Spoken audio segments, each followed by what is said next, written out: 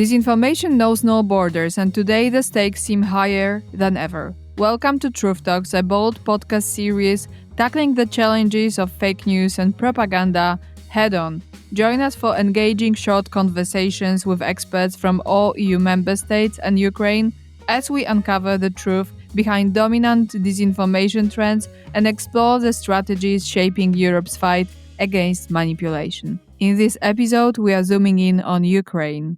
Today's guest is Nazar Glamazda from Gwara Media, the Ukrainian media platform based in Kharkiv. Welcome to Truth Talks. Hey, thanks you for having me on the pod. So let's dive into all of this disinformation mess in Ukraine. Yes, indeed. It is a mess. So, Ukraine has been on the front line of the fight against disinformation for years, especially since 2014. From your perspective, what are the dominant disinformation narratives circulating in Ukraine? The top disinformation narratives right now, firstly, there is a constant shade thrown at Zelensky. Maybe you've seen all of these ridiculous stories that he bought a bank in France, or he bought some platinum mines in South Africa. Yes, it's like a total nonsense, but spreading these rumors, spreading this information, Russia tries to present Zelensky not like a leader in the war, but another corrupted oligarch. Another one, it's like the big disinformation campaign against Ukrainian armed forces. These fake stories paint our soldiers as either incompetent or straight up criminals. They post a lot of stories, they claiming soldiers on their vacation, that they robbing people or causing chaos in the civil life, in Ukrainian civil life. And, it's important to say that they tried to push, it's kind of new narrative, but they tried to push this narrative that Europe is tired of Ukraine. It's aimed at allies like France or UK, trying to make it seem like they are done with us. What's the goal? Make Ukrainians feel bonded and drive a wedge between us and you, our partners. Yeah, I think it's sneaky, but it's straight out of the Russian propaganda playbook.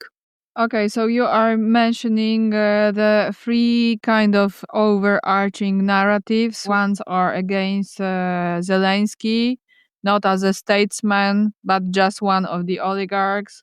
One in general against Ukraine's military forces, and another one that Europe is done with Ukraine and won't support Ukraine anymore. And I would like to ask you about how Ukrainian people respond to this disinformation. Are they vulnerable to that? Do they believe in this disinformation? How would you measure this? First of all, we used to be vulnerable to all of this disinfo, especially in 2024 when Russia launched full-scale invasion against Ukraine. Yes, and people were scary. It was, they manipulate us like in more effective way. But right now we had like a huge state and non-state ecosystem that countering it. On a state level, we had Center for Countering Disinformation that they debunk for every day. They had this, some materials that debunks Russian fakes. They spread it like every day. I must say that I have met several Ukrainian people, for example, in Poland, and in a way, they tend to share the feelings that you mentioned about Zelensky. They're saying about what he does and what he doesn't do in London, in Paris. And I check that also some of the French media, for example, spread such information about cars that Zelensky's family is buying, about bags that Olena Zelenska is carrying. So I would say that it's not limited to just Ukraine, and the people, at least the ones outside of Ukraine, are quite vulnerable to these kinds of disinformation. Yes. I can say that right now, people in Europe, refugees or citizens in Europe, like it's more. They are more targeted for Russia than people inside Ukraine. Because yes, we had this fact-checking ecosystem inside Ukraine, and we have like when you live in Ukraine, you have more evidence that Russia like an aggressor because they literally bomb you. So yes, and right now we had this shift in politics, in international politics when Trump took office. So we can see that all of these negotiation topics, topic increased in the media, and right now Russia is more needed to affect on international audience, not on Ukraine.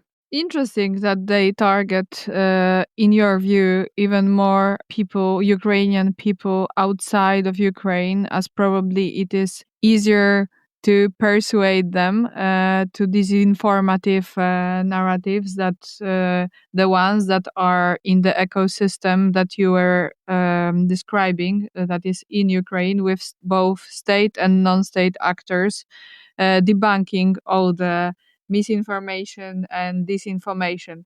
I would like to ask you, because you are mentioning Russia is doing it, it's obvious that it does, but how do you prove that? How do you know that it's Russia?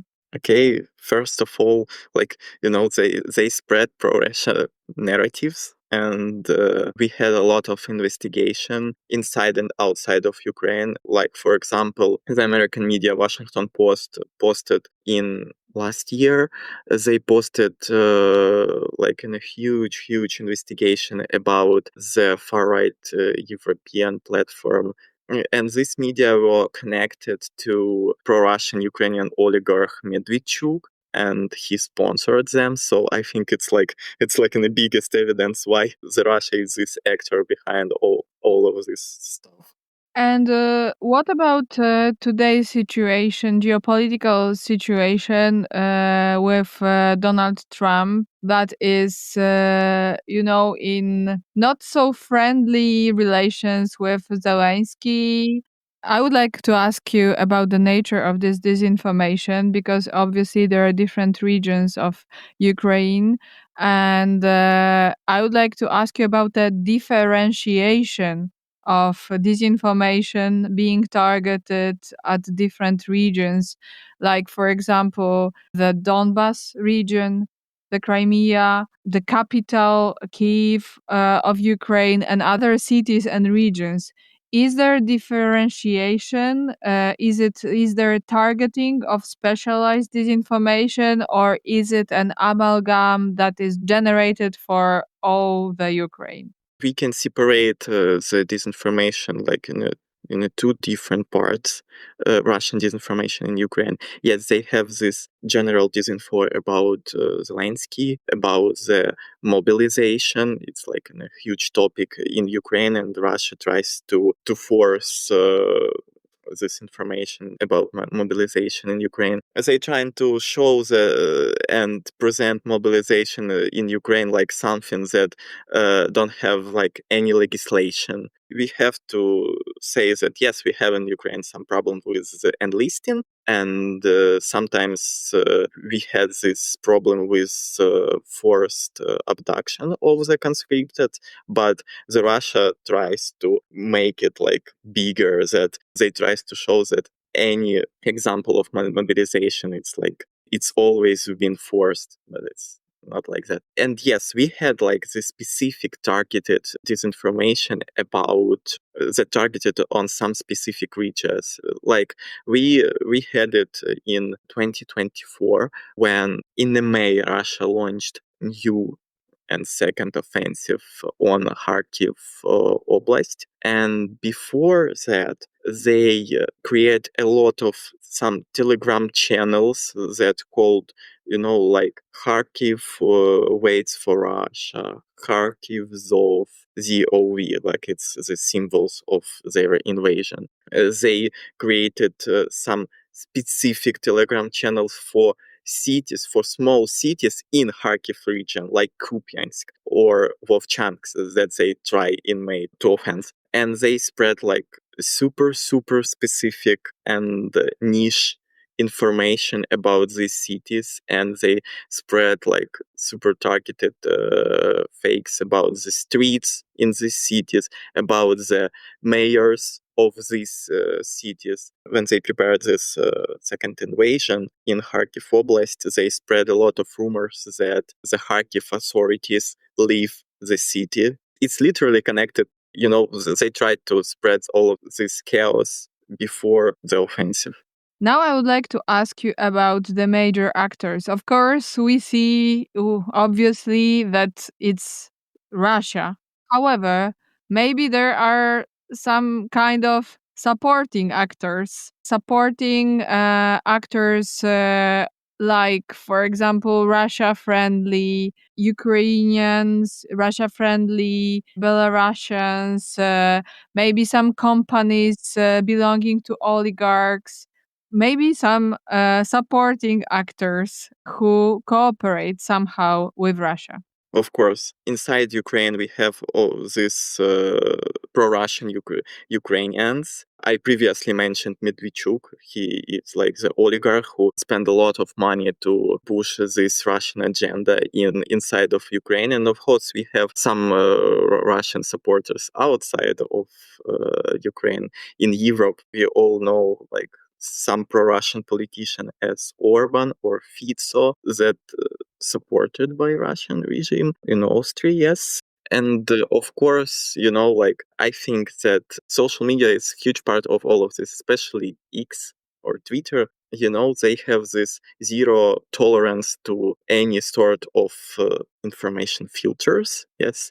And some random accounts can post a wild claim, and the Russian bots, they just amplify it. Next thing like any public pages just running with it, and it spreads like worldwide.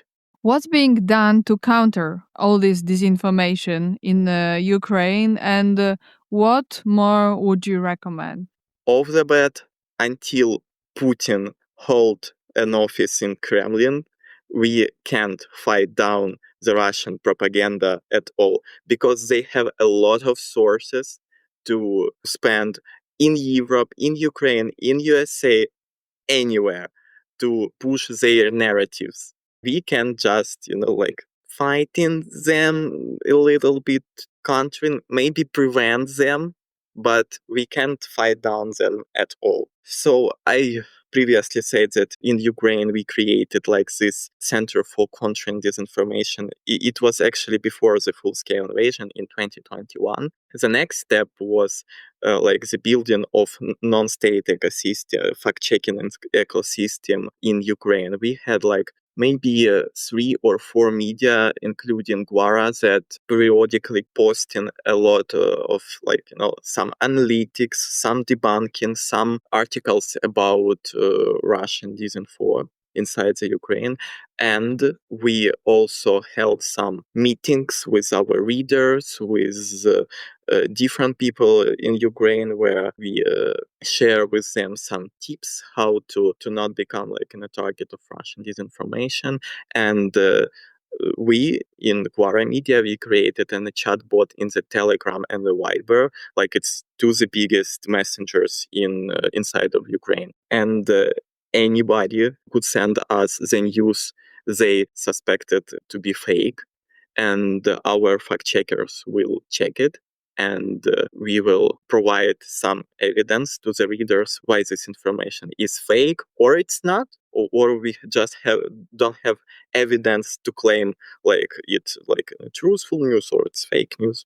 now maybe unexpectedly I would like in a way to come back to the beginning, because I would like to ask you about the most widespread fake news at the moment, so contemporary. Also having in mind that we are around the so-called Victory Day. So maybe there are some narratives that kind of relate to this occasion. Usually, like in 2025, targets, I previously said that it's military and Zelensky. Lately, there's been like a big wave of disinformation about young recruits in Ukraine. Like we had this special contract for young men and women in age of 18 to 24 years old who signed these contracts. It's the most hot topic right now in Ukraine and in Russia. And they posted claiming they're being thrown into battle with, like zero training, or they deserting in groups. We had like one big example of this disinfo. We conducted the interview with one young guy, and he joined army by this contract, and we spoke to him. He told to us his story of life,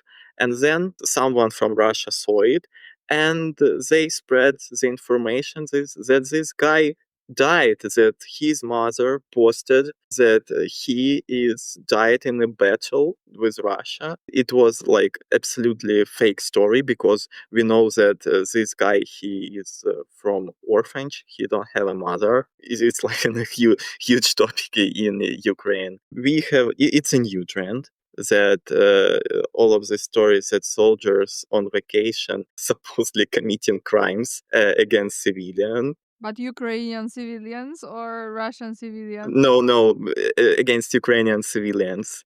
They post all of this. You can see all of these fake headlines about that some soldier robbing shop or starting a brawl. Yes, it's like a pure fiction, but it's designed to make people side eye to our troops. I think they will post something about the day of the victory on May 9, but right now they like don't push this agenda like extremely. Thank you so much for this fascinating talk. Now we know much more about the disinformation landscape, a sad landscape that is taking place in Ukraine. Thank you so much. Thank you. I hope it was useful for you. Truth Talk series is part of the project Guardians of Truth, fact-checking during Poland's EU presidency, which is supported by European Media and Information Fund, managed by Calouste Gulbenkian Foundation.